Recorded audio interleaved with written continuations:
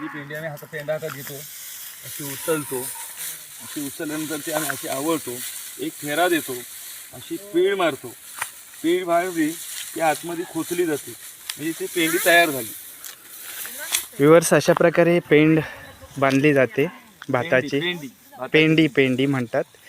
आणि हे असं काम चालू आहे शेतात, तुम्ही बघू शकता. भयानक ऊन आहे आणि ह्या उन्हातून आपला शेतकरी बांधव हा खूप मेहनत घेतो.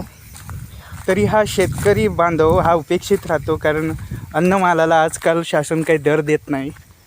त्याचबरोबर निसर्गाने अवकृपा केलेली आहे, पावसाने अवेळी येऊन कहर केलेला आहे. भात शेतीला फार नुकसान झालेलं आहे यामुळे.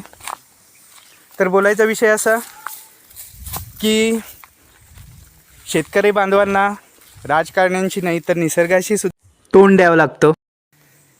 म्हणून खूप हालाकीचे दिवस शेतकऱ्यांसाठी आलेले आहेत. त्याचबरोबर तुम्ही बघू शकता ही त्यांची मेहनत. या मेहनतीला काही तोड नाही.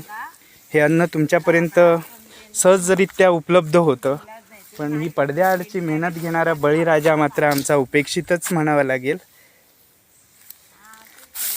तुम्ही पहा ही शेती.